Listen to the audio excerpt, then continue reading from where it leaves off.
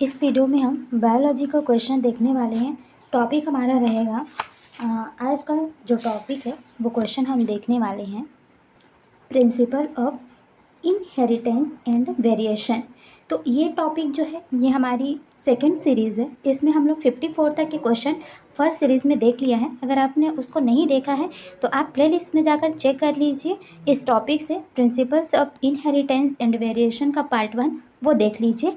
और ये आज का हमारा जो है सेकेंड टॉपिक है। ठीक, तो आज हम लोग 55 से आगे अब हम लोग देखते हैं। तो चलिए स्टार्ट करते हैं। फर्स्ट हमारा क्वेश्चन जो है वह क्या है, एक ऐसे पौधे का जीन रूप,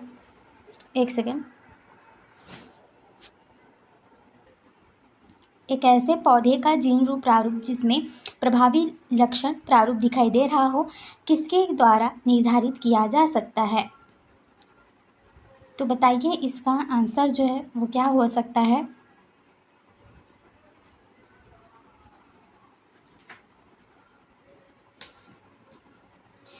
तो देखिए यहाँ पर आंसर क्या हो जाएगा, एक ऐसे पौधे का जीन प्रारूप जिसमें प्रभावी लक्षण जो है प्रभावी रूप से दिखाई दे रहा हो, तो इसको क्या कहा जाता है, इसको कहा जाता है परीक्षण प्रसंस्करण।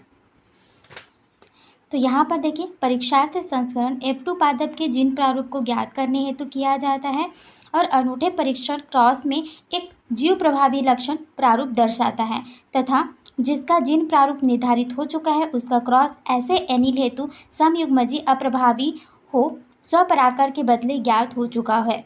इसे क्रॉस की संतति परिरक्षण जीव के जीन प्रारूप को भविष्यवाणी के लिए आसानी से विश्लेषित किया जा सकता है। ठीक, तो इसमें किस में होता है, परीक्षण प्रसंस्करण में होता है। ये देखिए आया हुआ क्वेश्चन है, 2010 में ये क्वेश्चन जो है वो पूछा जा चुका है। नेक्स्ट क्वेश्चन है, मानव वंशावली विश्लेषण में निम्नलिखित में से कौन सा एक प्रतीक एवं जिस सूचना को वह प्रदर्शित करता है सही मिलाया गया है।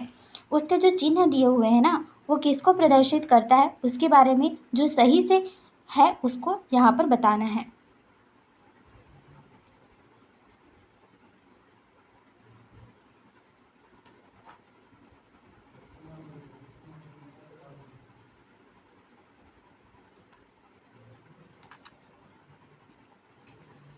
आंसर क्या हो जाएगा, इसका क्वेश्चन का जो आंसर है वह हो जाएगा ऑप्शन नंबर डी।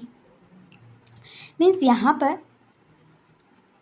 ये जो दिया हुआ है स्क्वायर और यहाँ पर दिया हुआ है सर्कल, और यहाँ पर दोनों को यहाँ पर मिलाने के लिए एक जो दी है लाइन, तो ये क्या बताता है कि संबंधियों के बीच जो संगमन हो रहा है उसको ये शो कर रहा है। ये जो सिंबल है ना ये इसको ही शो कर रहा है कि संबंधियों के बीच जो संगमन है उसको। अब देखिए निश्चित आनुवांशिक गुणों को एक रिकॉर्ड 2 या 2 से अधिक पीढ़ियों को चित्र या वंश के वृक्ष के प्रकार में प्रस्तुतिकरण वंशावली अथवा पेडिग्री कहलाता है। अब आपसे पूछेगा कि पेडिग्री क्या कहलाता है, तो आप क्या बताएंगे कि निश्चित आनुवांशिक गुणों की एक रिकॉर्ड 2 या 2 से अधिक पीढ़ियों को चित्र या फिर वंश वृक्ष के प्रकार में अगर हम लोग उसको बताते हैं तो वो क्या कहलाता है, पेडिग्री कहलाता है। यानी कि एक तरीके का वेन डायग्राम जिसमें 2 पीढ़ी के बारे में वहाँ पर बता रहा हो तो उसको कहा जाता है पेडिग्री। वंशावली में चौकोर नर को, गोलाकार जो होता है वो मादा को बताता है और ठोस गहरे संकेत प्रभावित व्यक्ति या अध्ययन के अंतर्गत गुण को दर्शाता है। अब यहाँ पर क्या बताया कि ये जो चौकोर है यानी कि एक वर्ग जो है स्क्वायर है ये किसको बता रहा है, ये मेल को बता रहा है, और ये जो सर्कल है ये सर्कल किसको बता रहा है, फीमेल को बता रहा है। ठीक, अब देखिए अप्रभावित या सामान्य व्यक्ति को खुले या स्पष्ट संकेत द्वारा तथा संकेत में क्रॉस या सैड जिसको कि किसी प्रकार के अप्रभावी एलील के वाहक को दर्शाता है। संकेतों के स्थान पर शब्दों का उपयोग होता है। पति पत्नी को क्षैतिज रेखा द्वारा तथा संतति को इसमें ऊर्जा रेखा द्वारा जोड़ा जाता है। ऊर्जा रेखा द्वारा संतति को यानी कि उनकी जो संतान होती है उसको किसके द्वारा जोड़ा जाता है, ऊर्जा रेखा के द्वारा जोड़ा जाता है। इसको भी याद रखिएगा। याद आ गया। चलिए अब इतना तो समझ में आ ही गया होगा। आगे देखते हैं। आगे नेक्स्ट नंबर का क्वेश्चन है, नीचे दिए जा रहे विशिष्ट परिवार के वंशावली चार्ट का अध्ययन कीजिए, उस पर लागू होने वाली सही निष्कर्ष को चुनिए। अब थोड़ी बेसिक जानकारी इसके बारे में आपको हो ही गई है कि जो स्क्वायर होता है वो किसको बताता है, सर्कल होता है वो किसको बताता है, और जो डायग्राम वेन डायग्राम बनती है वो 2 पीढ़ी की यहाँ पर आपको दी हुई है, क्योंकि 2 स्टेप में है। ये स्टेप एक पीढ़ी को बता रहा है, ये स्टेप जो है वो दूसरी पीढ़ी को बता रहा है। अब इसको अच्छे से समझिए, डायग्राम को, ऑप्शन को पढ़िए और क्या हो सकता है उसको बताइए।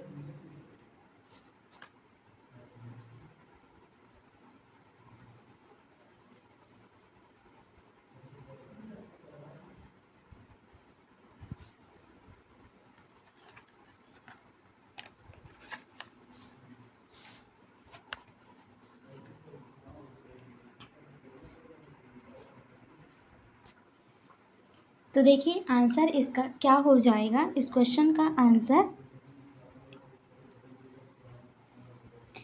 डी।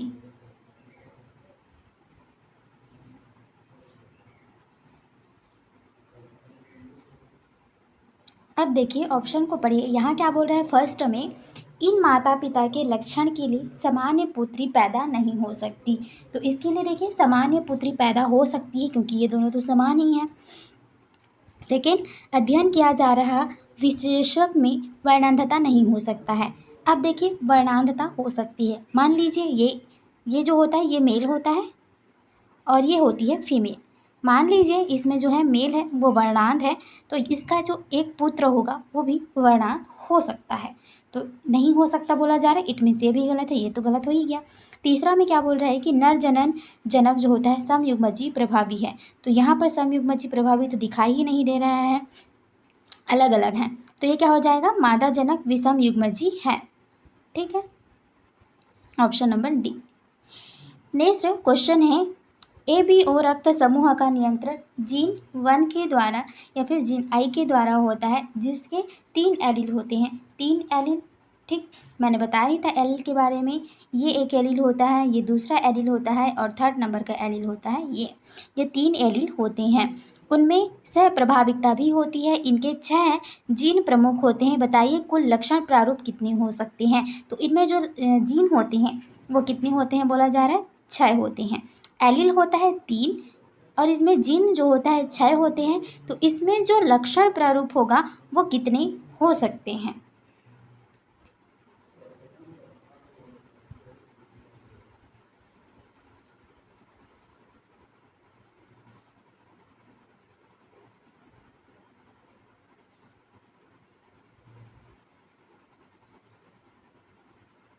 तो आंसर क्या हो जाएगा इसका, इसमें जो लक्षण प्रारूप हो सकते हैं वो कितने हो सकते हैं, 4 हो सकते हैं। कौन कौन सा, एक तो होता है ए ब्लड ग्रुप, दूसरा होता है बी ब्लड ग्रुप, तीसरा होता है A B blood group, fourth होता है ओ। ठीक, तो ये 4 प्रकार के यहाँ पर लक्षण प्रारूप होते हैं।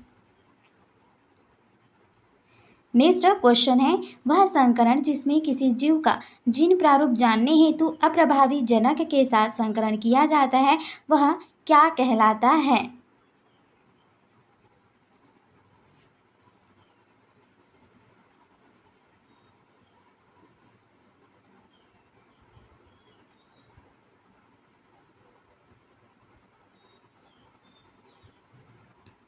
तो इसके बारे में हमने देखा ही था, अगर आपको समझ में आया होगा तो इसका आंसर क्या हो सकता है, सेकेंड ऑप्शन होगा इसका आंसर, परीक्षार्थ संकरण।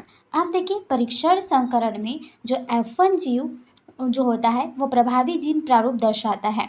उसका जो क्रॉस होता है समयुग्मजी अप्रभावी जनक से कराया जाता है। इस क्रॉस की संतति परीक्षण जीन के जीन प्रारूप की भविष्यवाणी का विश्लेषण जो होता है आसानी से किया जा सकता है। ठीक है, नेक्स्ट क्वेश्चन यहाँ पर है, एडिनोसिन डाइमेज यानी कि ADA से इसको शॉर्ट में लिखा जाता है एडिनोसिन डाइमेज अप्रभाव वाला अनुवांशिक दोष किसके द्वारा स्थायी तौर पर उपचारित किया जा सकता है। ये जो इसका अभाव होता है, इस आनुवंशिक दोष को किसके द्वारा स्थायी तौर पर उपचारित किया जा सकता है, यानी कि इस दोष को परमानेंटली ख़त्म किया जा सकता है। बताइए, यहाँ पर 4 ऑप्शन हैं।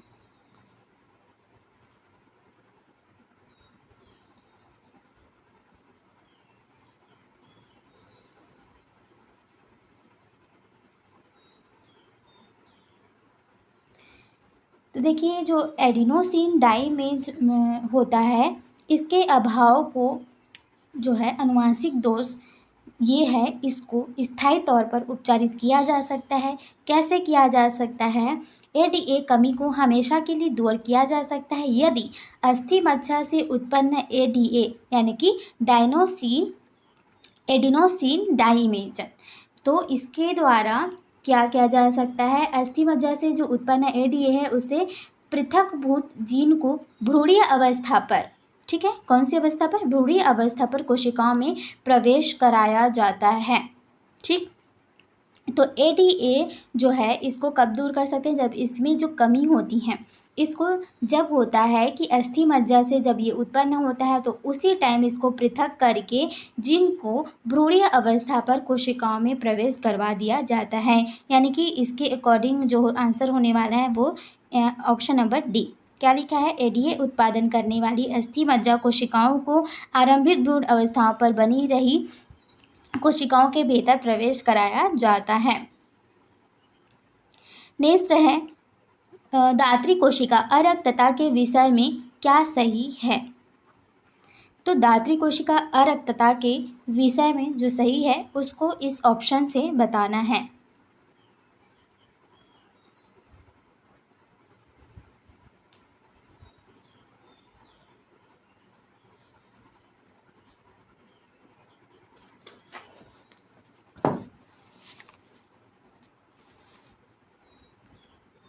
आंसर क्या हो जाएगा इसका? इस क्वेश्चन का आंसर हो जाएगा ऑप्शन नंबर डी। यह डीएनए के एकल बेस जोड़ में परिवर्तन आने से होता है। दात्री कोशिका जो अरक्तता आती है, इसमें क्या होता है कि डीएनए की जो एकल बेस जोड़े होते हैं उनमें अगर कोई परिवर्तन आता है तो ये अरक्तता होता है। यानी कि दात्री कोशिका अरक्तता एक अलिंग गुणसूत्र लग्न अप्रभावी विशेषक होता है जो जनक से संततियों में तब संचारित होता है जब दोनों जनक जीन के वाहक होते हैं। ठीक, यह विकृति जो होती है हीमोग्लोबिन अणु की बीटा ग्लोबिन श्रृंखला की छठी स्थिति पर स्थित जो ग्लूटामिक अम्ल होता है उसके जो वैलिन होती है या फिर वैल होती है उसके द्वारा विस्थापन से उत्पन्न होता है। अब इसमें क्या होता है, जो ग्लोबिन प्रोटीन होती है हीमोग्लोबिन में, उसमें एमिनो अम्ल का विस्थापन जो बीटा ग्लोबिन होता है उसके जीन के 6वें कोडॉन पर एक एकल क्षार के विस्थापन से होता है। उत्परिवर्तित हीमोग्लोबिन अणु कम ऑक्सीजन तनाव के अंतर्गत बहुलीकृत होते हैं और फिर आरबीसी का जो आकार होता है वो द्विअवतल बीम यानी कि डिस्क जैसे हो जाती है और इसकी आकृति जो होती है हंसिए के जैसे, यानी कि इस तरीके से हो जाती है और इसको कहा जाता है सिकल। इस ऐसी संरचना में परिवर्तित हो जाती है। जो आरबीसीज होते हैं ना, ये गोलाकार ना होकर के इस तरीके से ये इनकी जो संरचना होती है वह हो जाती है और यही क्या कहलाता है? अरक्तता या फिर सिकल कहा जाता है। ठीक, नेक्स्ट क्वेश्चन है, दिए जा रहे वंशावली चार्ट का अध्ययन कीजिए। अब देखिए, हमारे चारों ऑप्शन तो दिखेगा नहीं, तो इसको इतने में हम लोग रख लेते हैं ताकि आपको दिख जाए।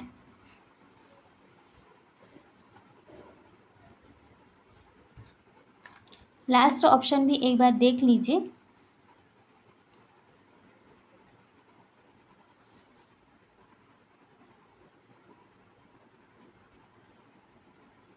और ये है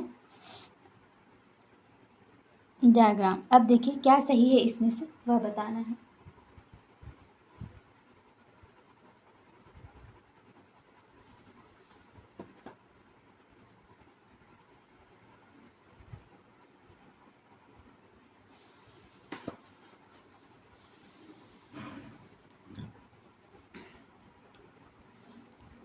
तो इस क्वेश्चन का जो आंसर है वो क्या हो जाएगा? यह डायग्राम किसको बता रहा है?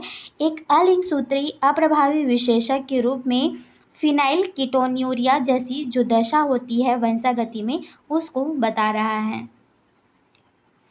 दिया गया विशेषक लिंग संलग्न नहीं हो सकता क्योंकि लिंग संलग्न विशेषक क्रिस क्रॉस वंशागति को अपनाते हैं। तो ये देखिए यहाँ पर जो फर्स्ट ऑप्शन में लिखा है ना कि यह एक अप्रभावी लिंग संलग्न रोग की वंशागति जैसे कि हीमोफिलिया को बता रहा है, तो इसको नहीं बता रहा है क्योंकि जो अप्रभावी लिंग संलग्न रोग होता है इसमें जो है क्रिस क्रॉस होता है, जैसे कि इसका यहाँ से आ गया, इसका आ गया, इसका इससे आ गया, मतलब ये क्रिस क्रॉस संकरण में होता है। तो ऑप्शन नंबर फर्स्ट हमारा क्या हो गया, रॉन्ग हो गया। अब हम लोग सेकेंड ऑप्शन में देखते हैं। अब देखिए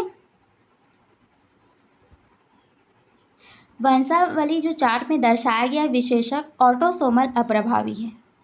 क्या है, ऑटोसोमल अप्रभावी है। इसके बारे में भी अगर पूछा जाए तो आप बताइएगा ये कौन सा वाला है, ऑटोसोमल अप्रभावी है। ऑटोसोमल अप्रभावी विशेषक दो विषम युग्मजीव जीवों जैसे कि एक अप्रभावी जीव का संकर जो होता है ये संकर जीव के साथ और दो अप्रभावी जीवों का विवाह कराने पर दृश्य होता है। ये अपना प्रभाव केवल शुद्ध या समयुग्मजीव अवस्था में ही अभिव्यक्त करते हैं।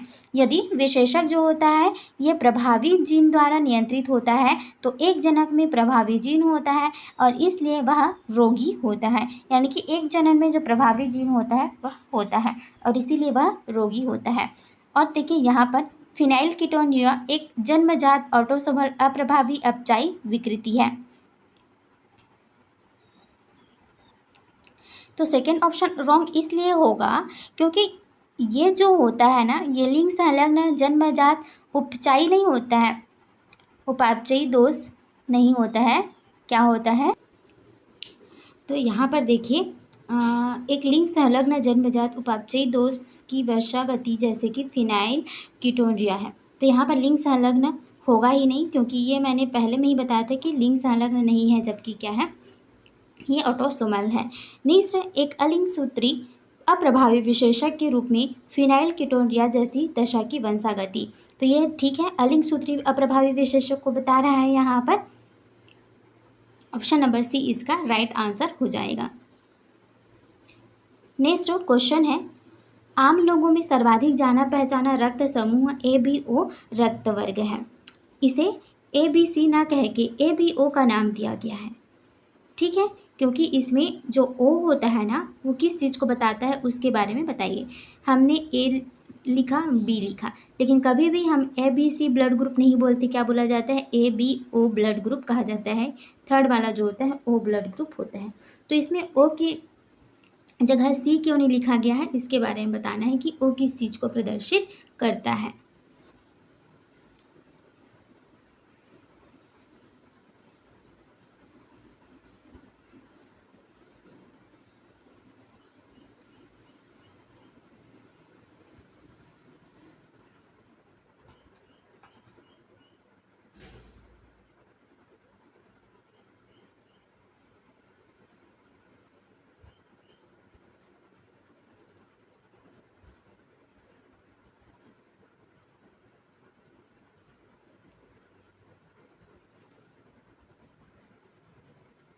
आंसर इसका क्या हो जाएगा, ऑप्शन नंबर ए।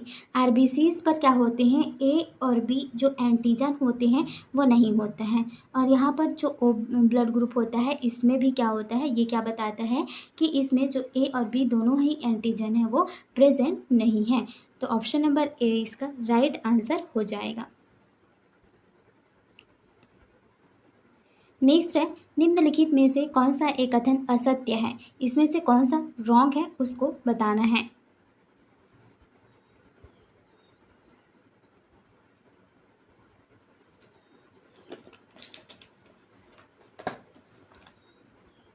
तो देखिए यहाँ पर आंसर जो है वो क्या हो जाएगा, ऑप्शन नंबर ए।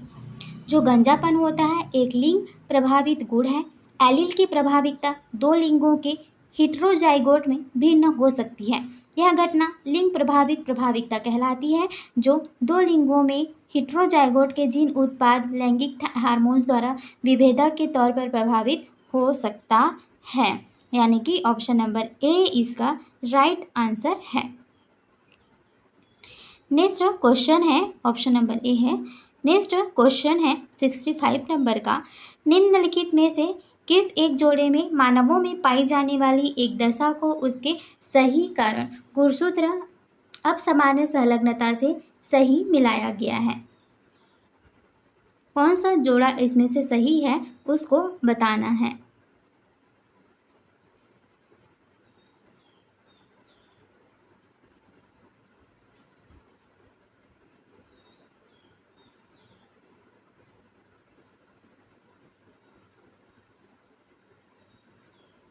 आंसर इसका क्या हो जाएगा? इस क्वेश्चन का आंसर हो जाएगा क्लाइनफेल्टर सिंड्रोम 44 अलिंग सूत्र XXY। ऑप्शन नंबर सी इसका आंसर हो जाएगा। अब देखिए, क्लाइनफेल्टर सिंड्रोम एक विसंगत XX अंडे और एक सामान्य Y शुक्राणु का या फिर एक सामान्य X अंडे और विसंगत XY शुक्राणु की संलयन से बनता है। यानी कि जो दो X है ना, ये एक अंडा हो सकता है और एक सामान्य जो Y है वो शुक्राणु हो सकता है, या फिर X अंडा हो सकता है और XY जो होते हैं ये शुक्राणु हो सकते हैं। इनके संलयन से बनता है।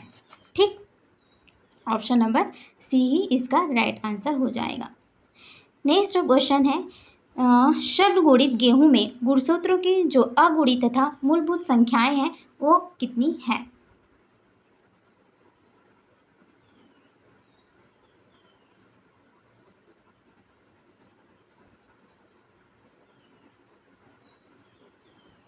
आंसर इसका क्या हो जाएगा? इस क्वेश्चन का आंसर हो जाएगा ऑप्शन नंबर ए। अब इसको याद ही रखना है। षड्गुणित जो गेहूं पर बहुगुणिता का परिणाम है, जो कि दो विभिन्न पादपों के मध्य क्रॉसिंग के द्वारा उत्पन्न संकर के गुणसूत्र की संख्या को दोगुने करने के द्वारा प्रभावित होता है। और षड्गुणित गेहूं ट्राइटिकेल में 2N यानी कि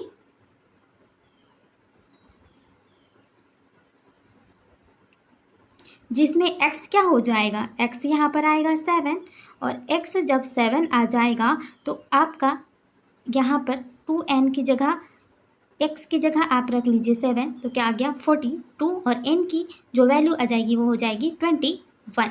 ऑप्शन नंबर ए आ गई। ठीक है। नेक्स्ट है, मानवों में त्वचा के रंग की वंशागति किसका एक उदाहरण है? यानी कि जो वंशागति त्वचा का कलर जो आता है वो किसका एक उदाहरण है?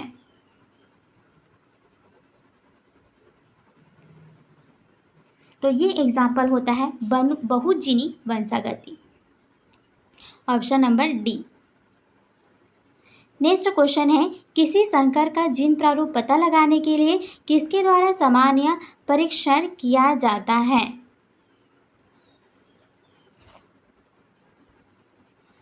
इसकी थ्योरी हमने 2-3 बार समझ ली है। इसका आंसर आप लोग दे सकते हैं। क्या हो जाएगा इसका आंसर?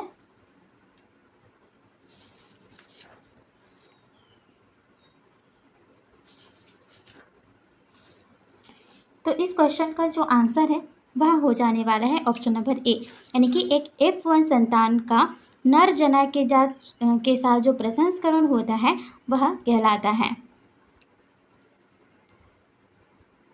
नेक्स्ट क्वेश्चन है 69 नंबर का। इसमें पूछा जा रहा है कि जो मटर के पौधे में पीले बीज हरे बीज पर प्रभावी होते हैं, यदि एक विषम युग्मजीव पीले बीज वाले पौधे का एक हरे बीज वाले पौधे के साथ प्रसंस्करण किया जाए तो बताइए कि जो F1 पीढ़ी में पीले और हरे बीज होते हैं इनमें जो पौधे होंगे इनका जो अनुपात होगा वो क्या होगा?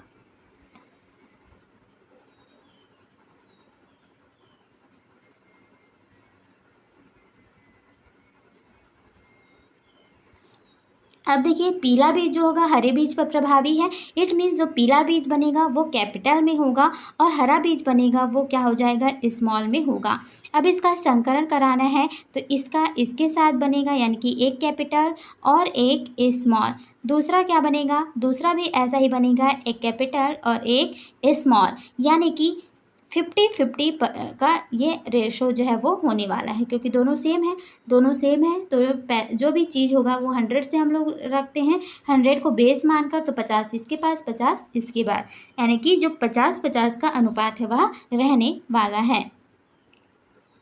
नेक्स्ट क्वेश्चन है, एक मानव में द्विविकल्पी लक्षणों से संबंधित ए बी जो है वो कैपिटल में है और इसके साथ जो है वो ए कैपिटल में है, बी स्मॉल में।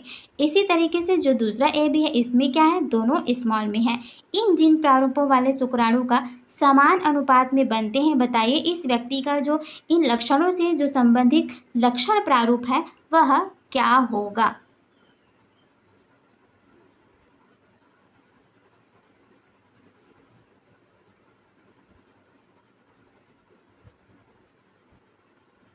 तो बताइए, ये चारों अलग अलग दिख रहे हैं, ठीक है। तो यहाँ पर जो है इसमें अब क्या हो जाएगा, इसका आंसर जो होगा वो कैपिटल ए स्मॉल ए फिर कैपिटल बी स्मॉल बी, ये इन व्यक्ति का लक्षणों से संबंधित लक्षण प्रारूप है। अब देखिए, ये जो होता है ये जनक से उत्पन्न जो युग्मक होते हैं वो कितने होंगे, 25% जो होगा वो कौन सा होगा, ए बी होगा। और फिर 25% नेक्स्ट जो होगा वो कौन सा होगा, स्मॉल ए और कैपिटल बी, ठीक। और नेक्स्ट जो 25% होगा वो क्या हो जाएगा, कैपिटल ए स्मॉल बी। और नेक्स्ट जो 25% होगा वो क्या हो जाएगा, स्मॉल ए स्मॉल बी। यानी कि जब आप इसको इस तरीके से पेयर बनाएंगे तो सब कितना हो जाएगा, 25%, 25%, यानी कि चारों अलग अलग है ना, ये अलग है, ये अलग है, ये अलग है और ये अलग है। तो ये जीन प्रारूप इनके लक्षण हैं। नेक्स्ट क्वेश्चन है, मक्के के पौधे की गुणसूत्र संलग्नता मानचित्र पर दो जीन आर तथा वाई एक दूसरे के बहुत निकट स्थित हैं। जब जीन प्रारूप कैपिटल आर कैपिटल वाई का स्मॉल वाई के साथ संकरण किया जाता है तो F2 पृथक्करण में क्या पाया जाएगा, इसके बारे में बताना है।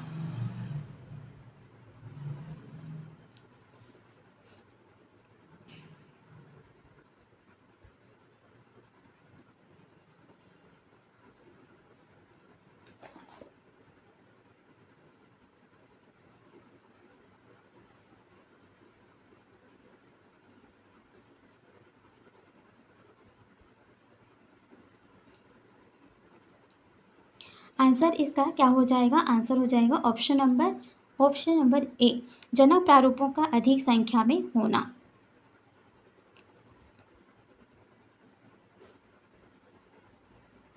नेक्स्ट क्वेश्चन है, निम्नलिखित में से कौन सा एक लक्षण बहुजीनीय वंशागति का उदाहरण है। बहुजीनीय वंशागति का उदाहरण एक तो होता है मानव में जो त्वचा का कलर आता है, वो हमने थोड़ी ही देर पहले देखा था, तो ऑप्शन में भी प्रेजेंट है। तो मानव में जो त्वचा का रंग आता है वो क्या कहलाता है, बहुजीनीय वंशागति के कारण दिखने वाला लक्षण है। नेक्स्ट क्वेश्चन है 73 नंबर का, उद्यान मटर पर किए गए मेंडल के प्रयोग में गोल बीज वाली आकृति इसको बताती है, झुर्रीदार बीज वाली आकृति जो बताती है इसको बताती है, जो पीला बीज पत्र होता है इसको बताते हैं और हरे बीज पत्र इसको बताते हैं, इस पर प्रभावी थे। तो जो कैपिटल आर डबल वाई और इनका इसके साथ संकरण किया जाए स्मॉल के साथ, तो इससे जो F2 पीढ़ी में जो लक्षण दिखने वाले हैं वो क्या होने वाला है।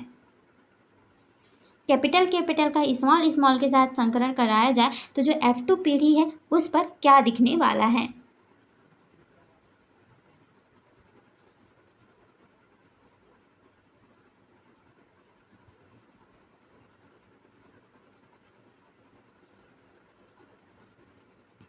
तो इसमें टेबल बनाइएगा, दो पीढ़ी का अलग अलग लिख लीजिएगा।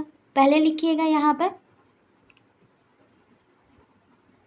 ये हो गया कैपिटल, फिर इसका लिखिएगा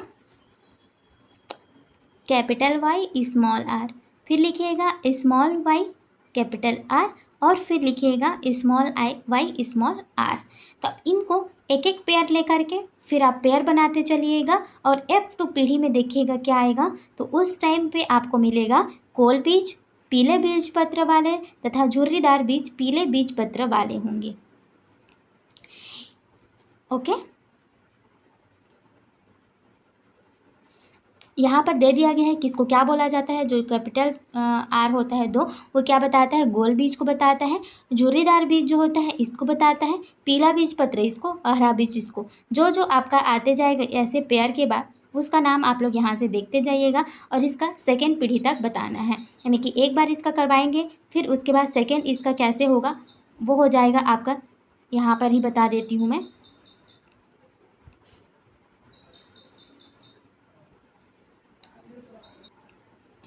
जैसे कि आप इस तरीके से टेबल बनाएंगे रो और कॉलम में, ये 2 पीढ़ी तक का। तो यहाँ पर क्या आएगा, capital Y capital R, capital Y small R capital R, यहाँ पर स्मॉल वाई स्मॉल आर। यहाँ क्या आएगा, यहाँ भी same capital Y small R Y capital R, और एक आएगा एक और यहाँ पर आएगा स्मॉल वाई स्मॉल आर। यानी कि यहाँ पर जो चीज़ लिखी हुई है वही लाइन से इसको, फिर यहाँ पर क्या आ जाएगा, इस फर्स्ट टेबल में इन दोनों को लिखना है, इन सेकेंड टेबल में इसको और इसको एक साथ लिखना है। उसी तरीके से मान लीजिए यहाँ आपको कुछ लिखना है तो वहाँ पर आप क्या लिखेंगे, यहाँ पर आपको कुछ लिखना है तो यहाँ पर क्या हो जाएगा, इसका नाम और इसका नाम ऐड होके। यहाँ कुछ लिखना है तो इसका जो है और इसका नाम होगा। इस तरीके से पेयर बनाना है और सेकेंड स्टेज में जो आएगा वो कौन सा आएगा उसको आपको यहाँ पर बताना है। नेक्स्ट है परीक्षार्थ संस्करण में क्या होता है।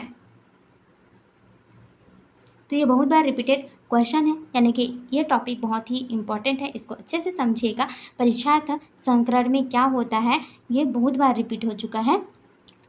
इसका आंसर जो है वो क्या हो जाएगा, F1 संकर का एक दोहरे अप्रभावी जीन प्रारूप के साथ संकरण। नेक्स्ट क्वेश्चन है, यदि कोई वर्णांत स्त्री एक सामान्य दृष्टि वाले पुरुष से विवाह करती है तो इसके जो पुत्र होंगे वो कैसे होने वाले हैं। इसका मैंने डिटेल आपको सीरीज फर्स्ट में अच्छे से बताया हुआ है, तो उसके बेस पर यहाँ पर जो आंसर है वह बताइए।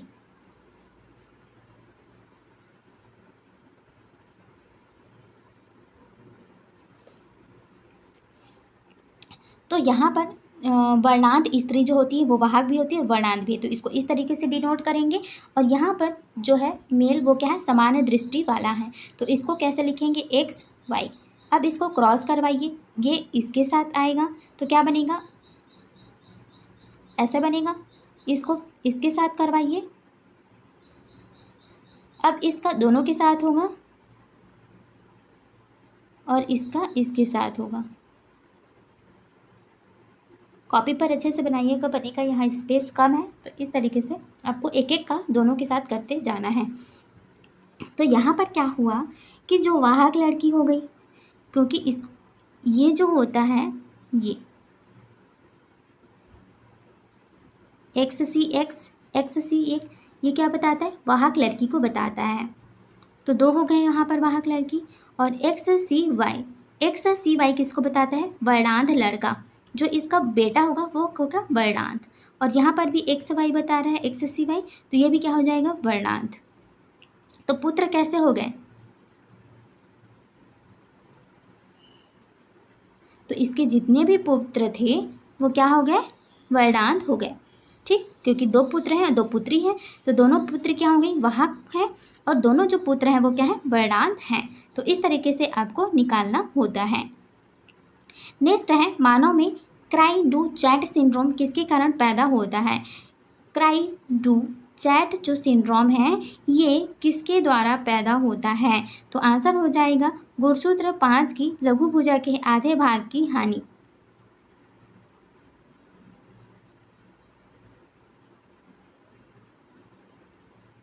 नेक्स्ट क्वेश्चन है, दात्र कोशिका अरक्तता अफ्रीकी आबादी में से इसलिए नहीं समाप्त हो पाई, क्यों।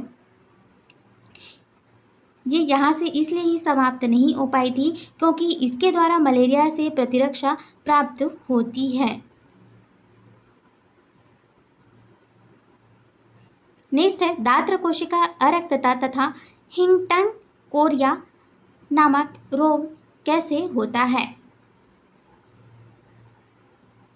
तो ये एक तरीके की जन्म से होने वाली डिसीज़ है, जन्मजात डिसीज़ है ये। नेक्स्ट क्वेश्चन है किसी जीन का लक्षण प्रारूप किसका परिणाम होता है।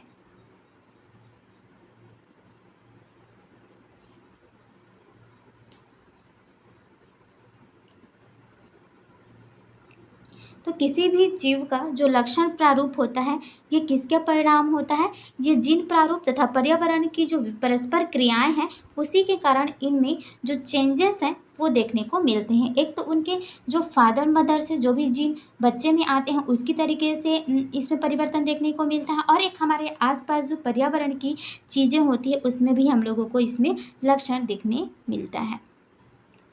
नेक्स्ट है एक पौधे से जिसका जीन प्रारूप है ये इसके कितने भिन्न प्रकार से युग्मक बनेंगे।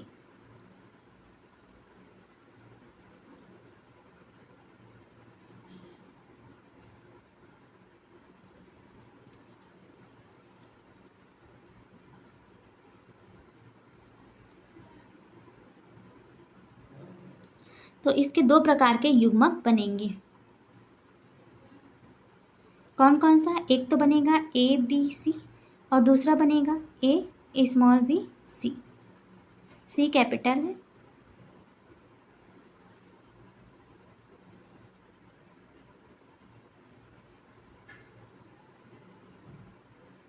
ए भी दो बार आ गया, सी भी दो प्रकार आ गया, एक कैपिटल बी एक स्मॉल बी। तो इस तरीके से दो ही युग्म यहाँ पर बनेंगे। नेक्स्ट है ड्रोसोफिला मेलेनोगैस्टर के संवर्धन के लिए निम्नलिखित में से सर्वाधिक उपयुक्त माध्यम जो है वो क्या है।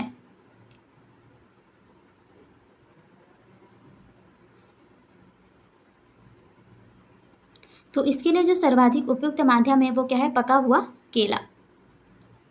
नेक्स्ट है G6P डिहाइड्रोजिनेज का संबंध किसके रुधिर लैन से है।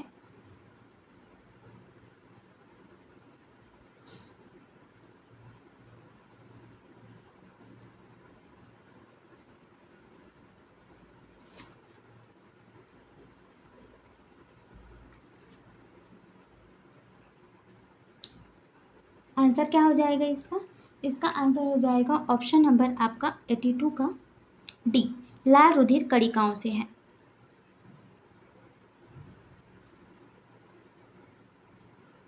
नेक्स्ट क्वेश्चन है मटर के एक पौधे का जीन प्रारूप क्या है, ये है।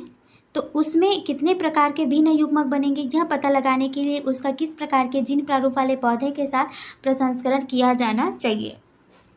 तो इसका आंसर हो जाएगा ऑप्शन नंबर बी।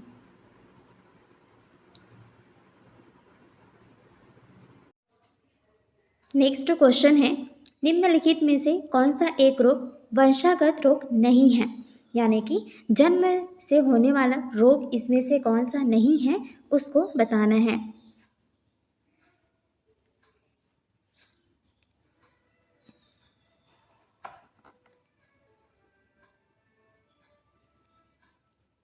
तो इस क्वेश्चन का आंसर है वह क्या हो जाएगा, option number B. Haemophilia, cystic fibrosis, thalassaemia ये सभी क्या है, वंशागत रोग हैं, यानी कि जन्म से होने वाला रोग है, लेकिन इसमें से क्रेटिनिज्म जो है वो नहीं है। तो ऑप्शन नंबर बी हो जाएगा इसका। नेक्स्ट अब हम देखते हैं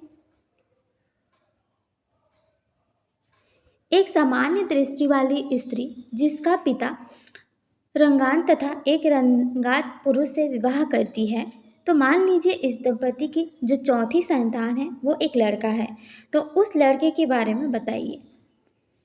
मैंने कई बार इसका फ्लो डायग्राम बनाना सिखाया हुआ है, तो उसके अकॉर्डिंग यहाँ पर आप बनाइए।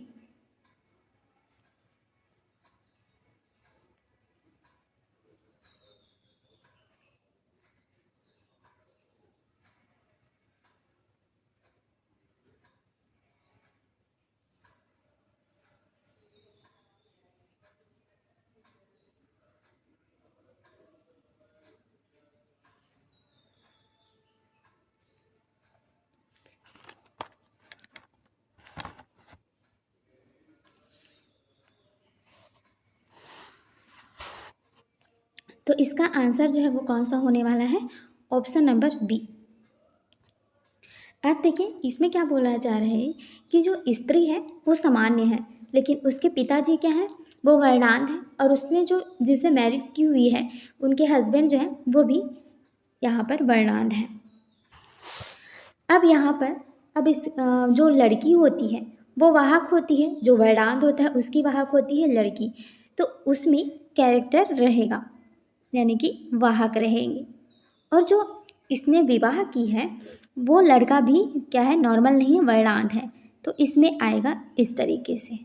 ठीक, अब यहाँ पर देखिए इसका इसके साथ मैच कीजिए, एक्स सी, इसका क्या हो जाएगा, इसके साथ होगा तो XCY। अब इसका इसके साथ होगा तो XC, और इसका इसके साथ होगा तो XY।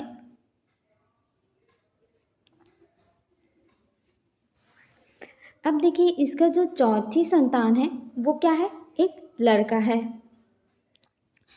तो अब देखिए यहाँ पर ये क्या है, लड़की है, ये दोनों क्या है, लड़की हैं, XX है, लड़की है, तो ये क्या होगी, ये वाहक लड़की होगी, यानी कि इससे जो है नेक्स्ट जनरेशन में ये वाहक का काम करेगी, और ये जो बच्ची होगी उसकी एक, वो क्या होगी, वर्णांध होगी।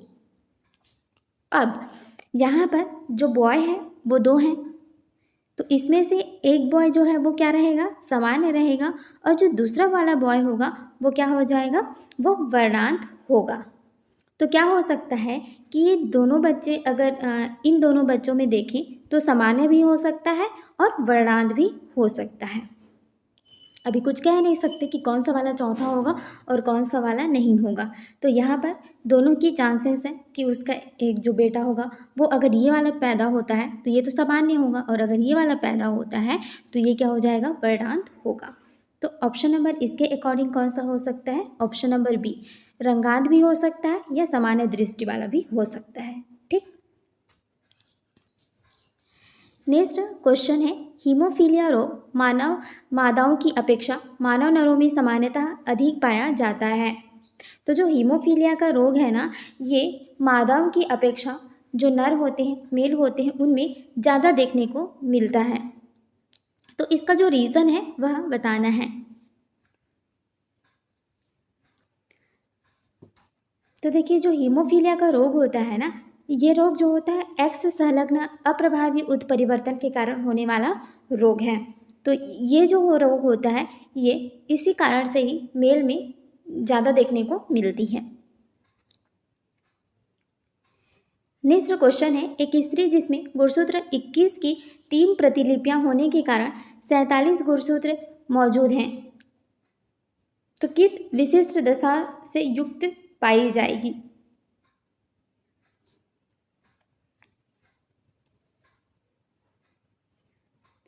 इसके कौन से गुणसूत्र में इफेक्ट पाया जा रहा है, 21 वाले जो गुणसूत्र हैं उसमें इफेक्ट पाया जा रहा है, जिसके कारण नॉर्मल तो होना चाहिए 46 गुणसूत्र, लेकिन होता कितना है 47।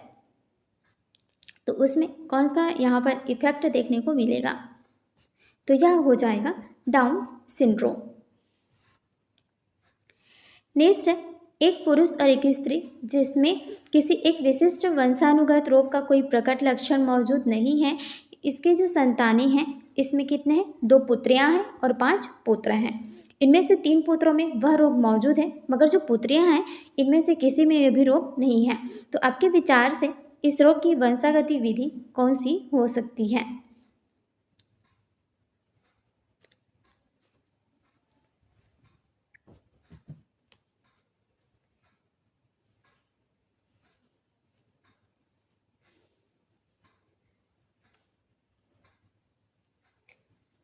क्या हो जाएगा इसका आंसर, आंसर हो जाएगा ऑप्शन नंबर सी, लिंग संलग्न अप्रभावी। ठीक है, लिंग संलग्न अप्रभावी यहाँ पर जो विधि है वो लगने वाली है।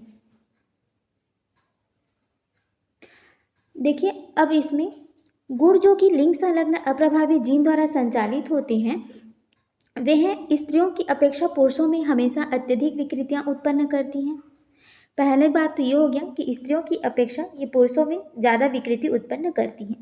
यदि एकल एलील द्वारा प्रदर्शित होते हैं तो स्वयं को पुरुषों में व्यक्त करते हैं, क्योंकि वाई गुणसूत्र में कोई भी समीपवर्ती एलील नहीं होता है। ठीक, कभी कभी ही पिता तथा पुत्र दोनों में ही यह देखने को मिलता है। स्वयं को महिलाओं में दिखने में असमर्थ होते हैं, जबकि इनके पिता में भी ऐसा ही होता है तथा माँ वाहक होती हैं। यहाँ पर वाहक का काम कौन करता है? स्त्री करती हैं। गुण हेतु मादा विषम युग्मजीव वाहक के रूप में कार्य करते हैं। ठीक, ये वाहक मादा होते हैं, मादा में होता है वाहक, और विषम युग्मजीव वाहक के रूप में काम करते हैं। नेक्स्ट जो है वो अप्रभावी गुण हेतु मादा समयुग्मजीव गुण सभी पुत्रों में स्थानांतरित होते हैं। ठीक, सभी पुत्रों में स्थानांतरित होते हैं, और जो पुत्रियां होती हैं यानी कि जो फीमेल होती है वो क्या करती है? वाहक का काम करती हैं। नेक्स्ट क्वेश्चन है, एक सामान्य स्त्री जिसका पिता वर्णान था और इसका विवाह एक सामान्य पुरुष के साथ हुआ है, तो उनके पुत्र कैसे होंगे? देखिए, बार बार इस डायग्राम को आप लोग सीख ही लीजिए, फ्लो डायग्राम बनाना, क्योंकि इससे क्वेश्चन आएंगे। तो आपको अगर फ्लो डायग्राम बनाना आता है तो आप तुरंत यहाँ पर फ्लो डायग्राम बनाकर अपना आंसर दे सकते हैं। मैंने बता दिया है कि कैसे फ्लो डायग्राम बनाते हैं। डायरेक्ट आंसर अभी हम लोग देखते हैं कि इस क्वेश्चन का आंसर क्या हो जाएगा। देखिए, पार्ट 1 भी अगर आप लोग नहीं देखे हैं तो पार्ट 1 को भी देखिए, वहाँ भी हम लोग ऐसे क्वेश्चन किए हुए हैं। तो ऑप्शन नंबर ए इसका राइट आंसर हो जाएगा। 50% इसके चांस हैं। नेक्स्ट है, मनुष्यों में एक गुणसूत्र पर स्थित अप्रभावी जीन सदैव कैसे होते हैं?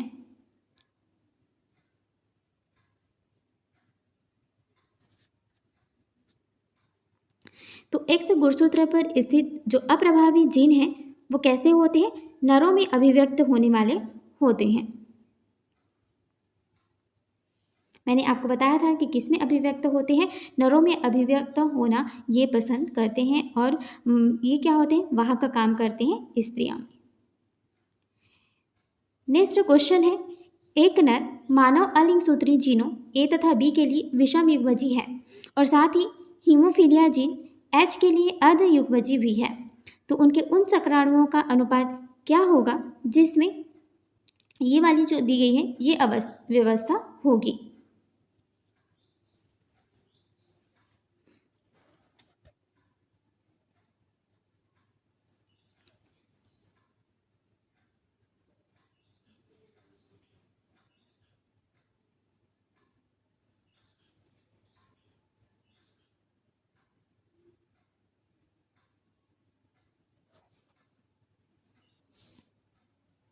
तो इसका क्या हो जाएगा? देखिए, ए बी एक्स एच और वाई। ठीक है, इसके साथ पेयर बनाइएगा, और नेक्स्ट जो इस साइड रहेगा, एक सेकेंड, इस साइड से लिखते हैं ए बी। ठीक, ए बी 2 बार लिखिए। अब ए बी का एक्स एच और वाई। अब कैपिटल ए बी 2 बार लिख लीजिए, कैपिटल ए बी का एक्स एच और वाई। इसी तरीके से एक बार कैपिटल ए और स्मॉल ए, कैपिटल ए और देखिए, कैपिटल ए अगर लेना है तो स्मॉल बी लेना पड़ेगा। ठीक, दोनों चीज़ें एक साथ नहीं आएगी। कैपिटल ए और स्मॉल बी, इसका एक्स एच और इसी का वाई। अब क्या बच गया? Capital B. अब कैपिटल बी आ गया है तो स्मॉल ए लेना होगा, और इसका एक्स एच और इसका वाई। अब क्या पूछा है? ये व्यवस्था। ए बी एक्स एच ढूंढिए कहाँ पर है? ए बी एक्स एच यहाँ पर है। तो टोटल कितने हैं? 1 2 3 4 5 6 7 8। तो 8 में से हमें कितना लेना है? एक ही व्यवस्था दी गई है तो एक ही व्यवस्था उसके बारे में पूछी गई है, तो 1/8 यानी कि ऑप्शन नंबर डी हो जाएगा। अब यहाँ पर पूछा होता किसके बारे में? ए बी एक्स एच और ए बी वाई, ये दोनों व्यवस्था के बारे में पूछी होती तो क्या लगाते? 2/8। ठीक, अगर 3 के बारे में पूछा गया होता तो 3/8। बात समझ में आई? चलिए नेक्स्ट क्वेश्चन है, एक स्वनिषेचनी त्रिसंकर पौधे से बनेंगे। तो यहाँ पर एक स्वनिषेचनी त्रिसंकर पौधे से कौन सी चीज़ें बनने वाली है उसको बताना है।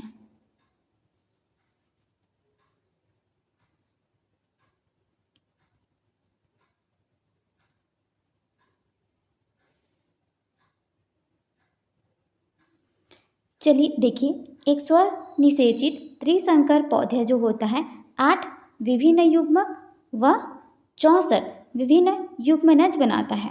त्रिसंकरित जो पादप का जीन रूप होता है वो क्या होता है, इसका जीन का जो रूप होता है ये होता है। तो बनने वाले युग्मकों की जो संख्या होगी, अब यहाँ पर युग्मक की संख्या को कैसे निकालना है, युग्मक की संख्या को हमेशा 2n से निकालना है। ठीक है, 2n से। और यहाँ पर क्या है, त्रिसंकर पौधे हैं, तो त्रिसंकर पौधे हैं तो 2 की बराबर n की जगह में क्या रख लेंगे 3। अब 2 की पावर 3 टाइम्स क्या होगी 8 होगी, तो 8 युग्मक आ गए। अब युग्मनज में यहाँ पर निकालने के लिए इसमें क्या रखेंगे युग्मनज, यानी कि यहाँ पे पेयर रखना है, तो पेयर के लिए स्क्वायर करेंगे। यहाँ पर 8 जो भी वैल्यू आएगी उसका स्क्वायर करना है तो 64, तो युग्मनज कितनी आ गई 64 आ गया। तो इस तरीके से युग्मक की संख्या निकालनी है तो 2n करना पड़ेगा और यहाँ पर युग्मज निकालना पड़ेगा, तो युग्मनज के लिए जो भी आंसर आएगी उसका स्क्वायर निकालना है। चलिए नेक्स्ट है, फल मक्खी ड्रोसोफिला में 2 जीन ए और बी के स्वतंत्र अपव्यवन का अभाव किस कारण होता है।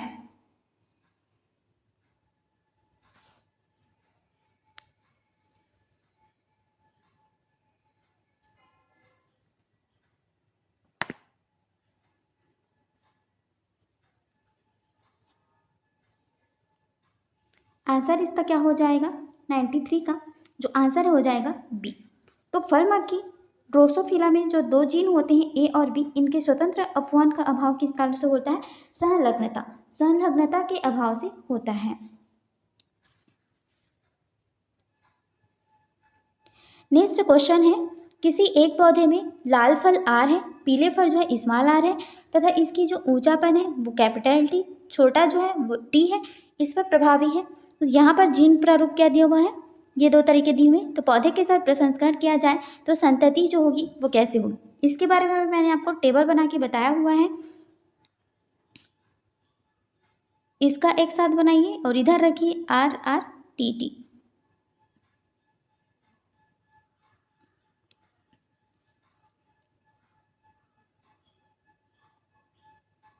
ये दोनों अलग कर लीजिए और इसी तरीके से इसमें RT ही आएगा। अब इसका पेयर बना लीजिए, इसका इसके साथ एक बार, इसके साथ एक बार, तो क्या बनेगा RT स्मॉल RT और यहाँ पर capital R small r small t, इस तरीके से बनेगा। तो यहाँ पर चांसेस क्या हो गई 50% चांस होगी, क्योंकि ये आधा है और ये आधा है, टोटल 100 में डिवाइड करते हैं तो 50-50 आ जाएगा। नेक्स्ट है, किसी एक प्रसंस्करण के जनकों में से उसके माइटोकॉन्ड्रिया में उत्परिवर्तन हुआ था, तो उस प्रसंस्करण में इस जनक को नर माना गया, तो F2 संततियों में पृथक्करण के दौरान यह उत्परिवर्तन पाया गया कि, कंडीशन को समझिए, आंसर बताइए क्या होगा। तो किसी एक प्रसंस्करण के जनकों में से एक उसकी माइटोकॉन्ड्रिया में परिवर्तन हुआ था, तो उस प्रसंस्करण में इस जनक को नर माना गया। ठीक, तो F2 जो संततियाँ होगी इसमें पृथक्करण के दौरान क्या उत्परिवर्तन होगा, किसी भी संतति में ये चेंजेस उत्परिवर्तन नहीं होने वाला है। नेक्स्ट क्वेश्चन है, पोषण की दृष्टि से जंगली प्रकार का जीव वह होता है जिसे अतिरिक्त वृद्धि संपूरक प्राप्त करने की आवश्यकता नहीं होती है, और ऐसे पौधों को क्या कहा जाता है।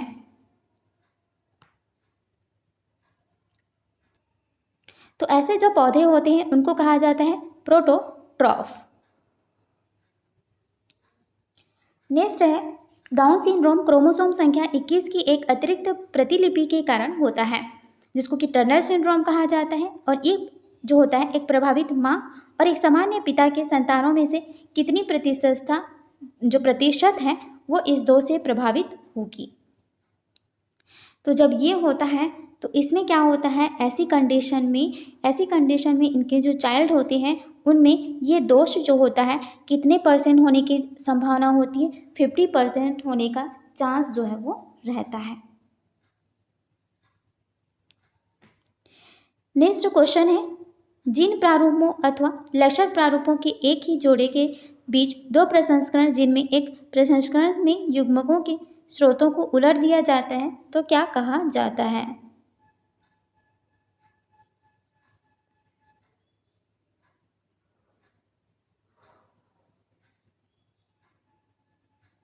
तो जब इसको उलट दिया जाता है तो इसको कहा जाता है, उलटना का ही मतलब होता है व्युत्क्रम प्रसंस्करण कहा जाता है।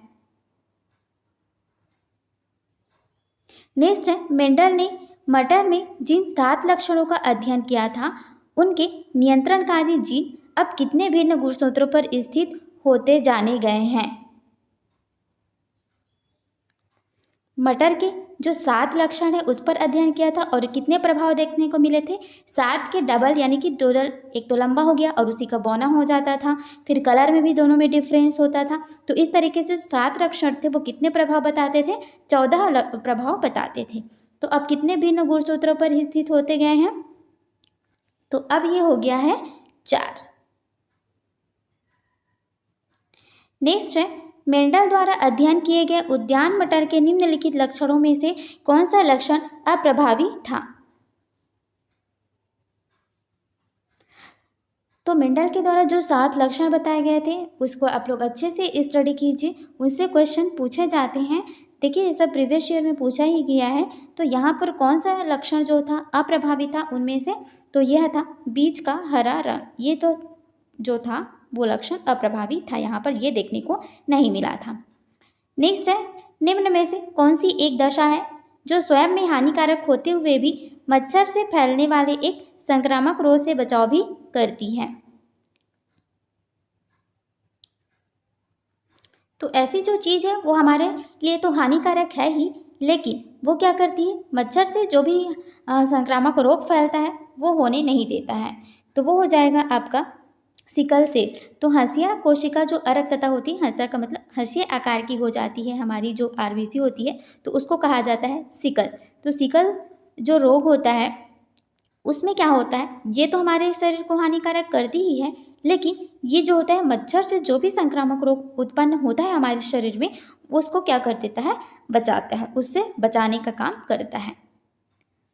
नेक्स्ट क्वेश्चन है, पुरुषों में गंजापन, मूछें व दाढ़ी का होना किस प्रकार के लक्षण के उदाहरण हैं। तो ये सभी लिंग प्रभावी लक्षण हैं, लिंग के कारण उत्पन्न होने वाला लक्षण है ये।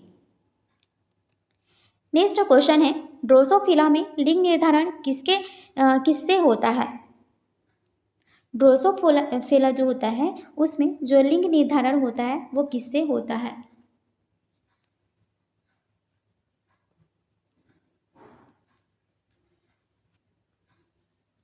तो आंसर क्या हो जाएगा, एक्स गुणसूत्रों के जोड़ों तथा ऑटोसोम के जोड़ों के बीच अनुपात से होता है।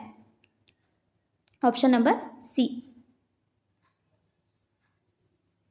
नेक्स्ट है, पौधों में साइटोप्लाज्मिक नर बाध्यता के लिए जीन सामान्यतः किसमें स्थित होते हैं।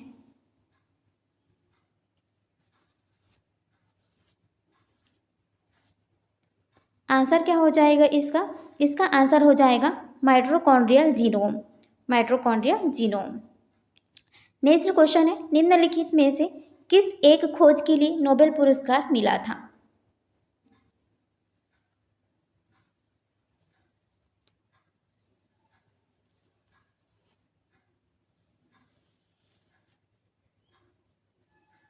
तो इसमें से देखिए जो मूलर थे ना उनको यहाँ पर नोबेल पुरस्कार मिला था। कब मिला था, 1946 में मूलर को मिला था। और उन्होंने क्या बताया था कि उन्होंने बताया था कि जो एक्स किरणें से लिंग संलग्न अप्रभावी घातक उत्परिवर्तन जो होते हैं वो प्रेरित होते हैं। ये उनके द्वारा बताया गया था, जिसके लिए उनको नोबेल पुरस्कार दिया गया था। नेक्स्ट है, निम्न में से कौन सा सुमेलित है?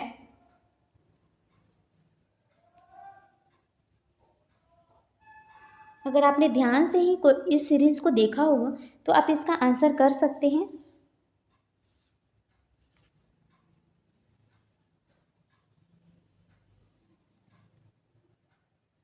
देखिए कौन सा सुमेलित है? Down syndrome. इसमें 21वां जो गुणसूत्र है इसमें इफेक्ट के कारण आता है। टोटल कितने गुणसूत्र हो जाते हैं? 47 गुणसूत्र इसमें हो जाते हैं। नेक्स्ट है, निम्नलिखित में से कौन सा प्लियोट्रॉपिक जीन का उदाहरण है? प्लियोट्रॉपिक जीन का उदाहरण है, यह है sickle cell anaemia. Sickle cell जो एनीमिया होता है यह प्लियोट्रॉपिक जो जीन होता है इसका एग्जाम्पल है। नेक्स्ट क्वेश्चन है, कोई जीन प्रभावी तब कहा जाता है जब वह, तो जीन होता है वो तो होता है, एक तो प्रभावी होता है और दूसरा होता है अप्रभावी। तो जो जीन प्रभावी कब कहा जाएगा इसके बारे में आपको ढूंढना है। तो वो देखिए प्रभावी कब होगा? समयुग्मजी तथा विषमयुग्मजी अवस्था दोनों में अपना अगर प्रभाव प्रकट करता है तो वो क्या कहलाएगा? जीन प्रभावी कहलाएगा। नेक्स्ट क्वेश्चन है, एक F1 पीढ़ी के पादप जिसका जीन प्रारूप क्या है? यहाँ दिया हुआ है। तब इसका स्वपरागण करवाया जाता है। तो जो F2 पीढ़ी होती है उसमें जो लक्षण है वो कौन सा देखने को मिलता है?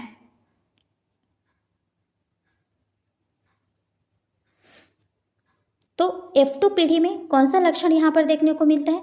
3:1 का। नेक्स्ट है, एक मनुष्य किसी रोग से ग्रस्त है और वह सामान्य स्त्री से विवाह करता है तो उसकी 3 पुत्रियां और 5 पुत्र जन्म लेते हैं। इनमें से सभी पुत्रियां पिता के रोग से ग्रस्त थीं जबकि पुत्र जो थे वो सामान्य थे।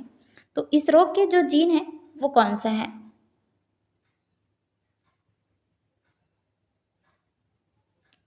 तो देखिए यहाँ पर जो लैंगिक गुणसूत्र की वंशागति पैटर्न में पिता का X गुणसूत्र हमेशा पुत्री में तथा माता का X गुणसूत्र पुत्र में जाता है। ठीक है, तो इस प्रकार यदि पिता रोगग्रसित है तो सभी पुत्रियां इसके लिए अनुवांशिक होंगी, इसलिए वह स्पष्ट है कि रोग जो होगा लिंग संलग्न है। ठीक, लिंग संलग्न है।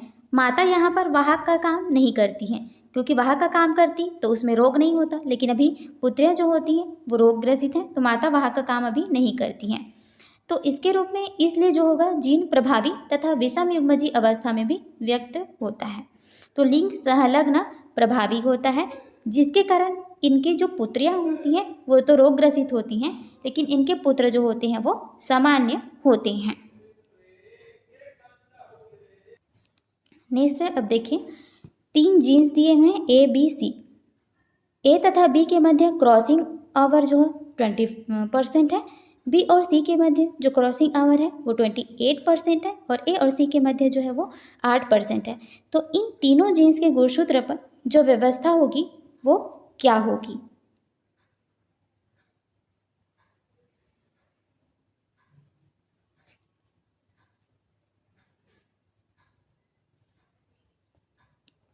बी और ए के मध्य क्या है? 20% है। ए और सी के मध्य कितना है? 8% है। और बी और सी दोनों के मध्य कितना आ गया? 28% आ गया। ठीक, तो गुणसूत्र पर जो व्यवस्था होगी वो क्या होगी? BAC आ रहा है ना, BAC इससे। तो ऐसे अरेंज करना है जो इसको सेटिस्फाई कर सके, जो क्वेश्चन में दिया हुआ है। नेक्स्ट क्वेश्चन है, यहाँ पर 4 बार जो है वो X है।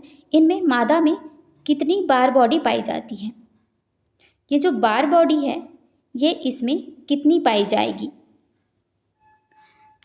तो यहाँ पर देखिए जो असक्रिय X गुणसूत्र के कारण जो सामान्य मादा कायिक कोशिकाओं के केंद्रक में संघनित लिंग क्रोमेटिक का जो पिंड होता है वो बार बॉडी है। इस प्रकार बार बॉडी अभिक्रियाशील एक्स गुणसूत्र को दर्शाती है। जो बार बॉडी होती है वो एक्स गुणसूत्र को दर्शाती है। जब कभी एक्स गुणसूत्र की संख्या 2 या 2 से अधिक होती है तब बार बॉडी की जो संख्या है एक्स गुणसूत्रों की संख्या से कम हो जाती है, एक कम हो जाती है। इसलिए जो ट्रिपल एक्स है ना, इसमें मादा में बार बॉडी की संख्या एक कम हो जाएगी, तो जितनी ही एक्स गुणसूत्र हैं उससे एक कम बार बॉडी आती है। तो कितने हैं, 4 है यहाँ पर, और बार बॉडी कितनी आती है, एक कम आती है। तो आंसर क्या हो जाएगा, 3 इसका आंसर हो जाएगा। नेक्स्ट पूरक जीन पर क्वेश्चन पूछा गया है। पूरक जीन का जो अनुपात है वो क्या होता है। तो पूरक जीन का जो अनुपात है वो 9 जो रेशो है 7 के रेशो में होता है। नेक्स्ट क्वेश्चन है, जब प्रभावी तथा अप्रभावी एलिस अपना प्रभाव साथ साथ प्रदर्शित करते हैं तो इसको क्या कहा जाता है। तो ये अपने प्रभाव को साथ साथ प्रदर्शित करते हैं तो सह प्रभाविकता कहलाता है। सह मतलब साथ और प्रभाव मतलब प्रभाव, तो एक साथ प्रभाव सह प्रभाविकता कहलाता है। नेक्स्ट क्वेश्चन है, ए तथा बी जीन संलग्न है तो इस तरीके की जो व्यवस्था है ये जनकों के बीच संकरण से कौन से जीन प्रारूप वाली संततियाँ मिलेंगी। तो इन दोनों से कौन सा संततियाँ यहाँ पर मिलेगी।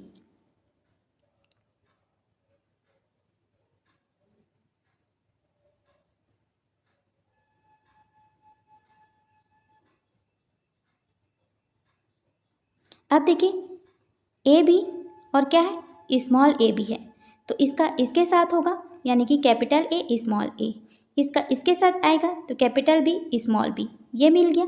इसी तरीके से इसको भी बनाइए और यहाँ पर आंसर आ जाएगा ऑप्शन नंबर बी। जैसा ये बना है इसके लिए वैसा ही इसको बनाकर देखिएगा, ये आएगा। जब खुद से ट्राई करेंगे तभी ज़्यादा समझ में आएगा, तो कॉपी पेन पर ट्राई करते रहिएगा जो भी यहाँ पर डायग्राम कैसे बनता है। नेक्स्ट है, एक दंपति के चारों लड़के होने की प्रायिकता क्या होगी।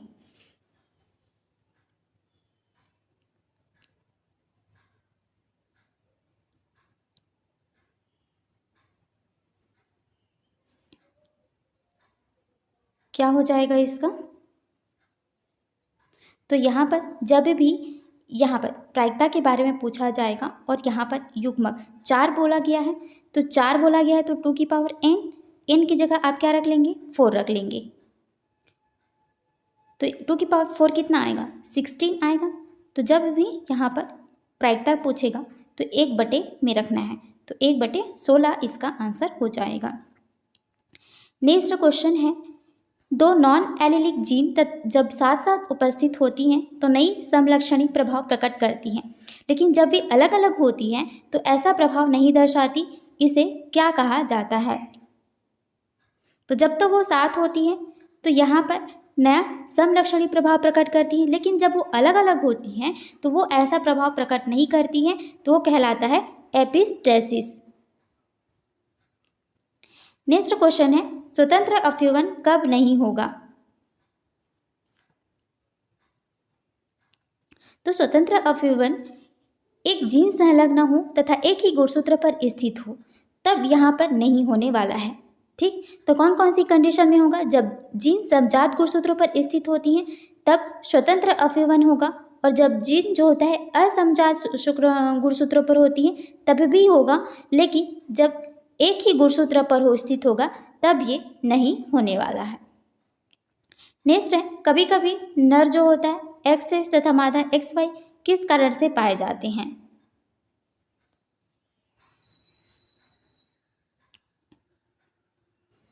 तो यहाँ पर ऐसा कब कंडीशन हो जाता है, उल्टा हो जाता है इसमें, X तथा Y गुणसूत्रों में खंडों के स्थानांतरण के कारण कभी कभी ये जो कंडीशन है वो हमें देखने को मिल जाती है। नेक्स्ट, सिकल सेल एनीमिया किससे प्रेरित होता है।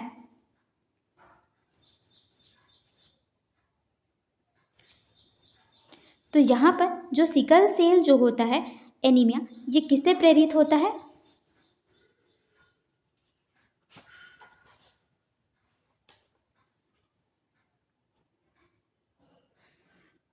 ये है आपका ऑप्शन नंबर बी, हीमोग्लोबिन की बीटा श्रृंखला में जब एमिनो अम्ल के जो परिवर्तन होते हैं उससे देखने को मिलता है। नेक्स्ट है, बेंडल को मटर में स्टार्च के स्थान पर शर्करा जमा हो जाने से झुर्रीदार बीज प्राप्त हुए। ऐसा किस एंजाइम के कारण हुआ था?